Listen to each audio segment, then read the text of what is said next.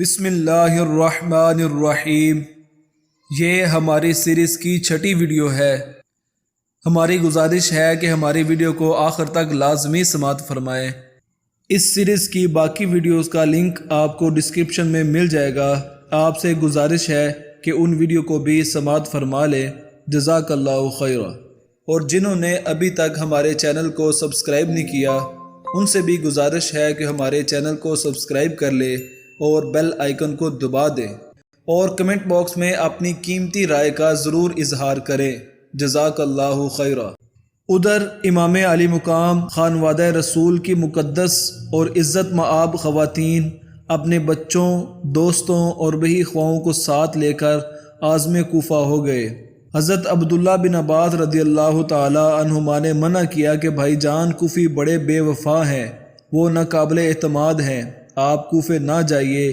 اسی طرح حضرت جعفر رضی اللہ تعالی عنہ منع کرتے رہے، عبداللہ بن زبیر رضی اللہ تعالی عنہ منع کرتے رہے، اور ساتھی منع کرتے رہے، لیکن امام علی مقام سب کو یہ جواب دیتے رہے کہ اب مسئلہ وفا اور بے وفائی کا نہیں ہے، مسئلہ اس دعوت کا ہے جس کا مجھ سے مطالبہ کیا گیا ہے کہ میں کلمہ حق بلند کرنے کے لیے جبر و بربریت کے خلاف، ظلم و ستم کے خلاف، کفر و طاغوت کے خلاف، شریعت مصطفی کے احیاء کے لیے اور دین اسلام کی قدروں کو پامال ہونے سے بچانے کے لیے میدان میں آ جاؤں اور علم جہاد بلند کروں تاکہ میرے نانا جان کا دین پھر سے زندہ ہو سکے۔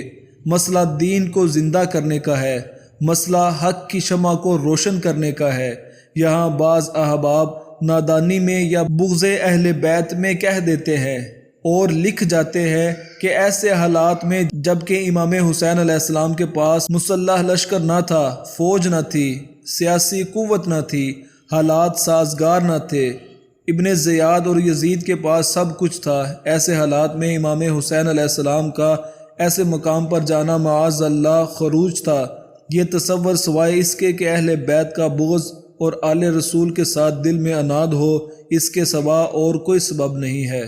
امام حسین علیہ السلام مکہ معظمہ سے 3 ذوالحجہ کو روانہ ہوئے۔ راستے میں ایک شاعر ملا، آپ نے پوچھا کہ کوفے کا کیا حال ہے؟ اس نے جواب دیا، ان کے دل آپ کے ساتھ مگر تلواریں یزید کے ساتھ ہیں۔ آپ جب 3 ذوالحجہ کو روانہ ہوئے تو آپ کی خدمت میں درخواست کی گئی کہ کچھ دن اور گزار لیں، لیکن امام حسین علیہ السلام کے سامنے اپنے نانا جان کا یہ ارشاد مبارک تھا کہ میں دیکھ رہا ہوں کہ مکہ کے حرم کا تقدس قریش کے ایک شخص کے سبب پامال ہو رہا ہے، یہاں ایک شخص کے سبب خون بہہ رہا ہے۔ فرمانے لگے، ممکن ہے کہ مکہ میں یزیدی فوج گرفتاری کے لیے اہتمام کرے اور ہمارے حامی ہمارے دفاع میں تلواریں اٹھا لیں اور میرے سبب سے حرم مکہ میں خون بہے۔ میں نہیں چاہتا کہ اپنے نانا جان کے اس ارشاد کا مستاق بنوں۔ حج کے دنوں سے قبل روانگی اختیار فرمائی۔ اس شاعر کی بات سننے کے باوجود آگے گئے۔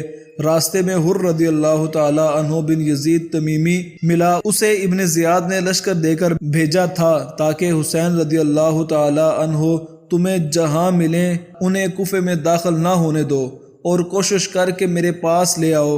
حر نے کہا، حسین ابن علی رضی اللہ تعالی عنہما، آپ کو پتہ چل چکا ہوگا کہ آپ کے چچا زاد بھائی مسلم بن عقیل رضی اللہ تعالی عنہ شہید ہو گئے ہیں۔ کوفی لوگ حسب دستور بے وفا ثابت ہوئے، وہ آپ کی اطاعت سے پھر چکے ہیں، حالات سازگار نہیں ہیں، بتائیے آپ کا کیا خیال ہے؟ مجھے حکم ہے کہ میں آپ کو ابن زیاد کے پاس لے چلوں۔ امام علی مقام نے اہل قافلہ سے مشورہ کیا اور یہ قرار پایا کہ فی الحال میدان میں پڑاؤ کیا جائے۔ وہیں عمرو بن سعد بھی ایک بہت بڑے لشکر کے ساتھ ابن زیاد کی طرف سے امام حسین رضی اللہ تعالی عنہ کے قتل کے منصوبے کے تحت آ پہنچا۔ امام حسین علیہ السلام جس میدان تک پہنچے اس میدان کی خبر تک نہ تھی کہ یہ کون سا میدان ہے۔ دریائے فرات کا کنارہ تھا۔ خیال کیا کہ یہاں پانی قریب ہے، کچھ آسانی ہوگی۔ 1 محرم کو اور بعض روایتوں کے مطابق 2 محرم کو اسی میدان میں اترے اور ساتھیوں سے پوچھا کہ یہ کون سا میدان ہے، اس کا نام کیا ہے؟ انہوں نے بتایا کہ حضرت اس کا نام کربلا ہے۔ فرمانے لگے، بس یہی خیمے لگا دو، یہی ہمارے سفر کی آخری منزل ہے، اس جگہ پہنچتے ہی آپ کو حضور نبی اکرم صلی اللہ علیہ وآلہ وسلم کے وہ فرامین یاد آ گئے جو آپ نے کربلا کے متعلق فرمائے تھے، اور بچپن کے زمانے کی یادیں اور حضور صلی اللہ علیہ وآلہ وسلم کی دی ہوئی بشارتیں آنکھوں کے سامنے آ گئی۔ وہ بچپن کا لمحہ یاد آ گیا جب حضرت ام سلمہ اور حضرت ام الفضل رضی اللہ تعالی عنہ کی روایت کے مطابق حضرت ام سلمہ رضی اللہ تعالی عنہ کی گود میں امام علی مقام کھیل رہے تھے کہ اچانک آقائے دو جہاں صلی اللہ علیہ وآلہ وسلم کی چشمان مقدس پر آنسو آ گئے۔ ام المومنین نے پوچھا، یا رسول اللہ صلی اللہ علیہ وآلہ وسلم کیا بات ہے، آپ کی آنکھوں میں آنسو آ گئے ہیں؟ فرمایا، اے ام سلمہ، میرے پاس جبریل آیا ہے اور اس نے اس شہزادے کی طرف اشارہ کر کے مجھے بتایا ہے کہ آقا آپ کے بعد امت کا ایک ظالم گروہ آپ کے بیٹے حسین علیہ السلام کو غریب الوطنی کے عالم میں شہید کر دے گا، اور عراق کے جس میدان میں ان کی شہادت ہوگی اس کا نام کرب و بلا ہے، اور یہ اس جگہ کی سرخ مٹی ہے۔ حضور نے اس مٹی کو سونگھ کر فرمایا، حقیقت یہ ہے کہ اس مٹی سے بھی رنج و علم اور دکھ اور درد کی بو آ رہی ہے۔ یہی وہ میدان ہے جس کی نسبت میرے ابا نے خبر دی تھی کہ یہاں میرے حسین علیہ السلام اور اس کے قافلے کے خیمے لگیں گے، یہاں ان مسافروں کے کجاوے رکھے جائیں گے، یہاں ان کا مقدس خون بہایا جائے گا، اور آل محمد کا ایک مبارک گروہ بے دردی کے ساتھ یہاں شہید کر دیا جائے گا، ایسی شہادت کہ جس کی شہادت پر زمین بھی روئے گی اور آسمان بھی آنسو بہائے گا۔ اسی میدان کی مٹی حضور علیہ السلام نے حضرت ام سلمہ رضی اللہ تعالی عنہ کو عطا کی تھی اور فرمایا تھا، جب یہ مٹی خون میں تبدیل ہو جائے تو جان لینا میرا بیٹا شہید کر دیا گیا ہے۔ اے ام سلمہ رضی اللہ تعالی عنہ، اس مٹی کو سنبھال کر رکھنا، مجھے معلوم ہے کہ جب میرے بیٹے حسین علیہ السلام کی شہادت کا وقت آئے گا تو اس وقت تو زندہ ہوگی۔ جب یہ مٹی سرخ ہو جائے تو سمجھ لینا کہ میرا حسین علیہ السلام شہید کر دیا گیا ہے۔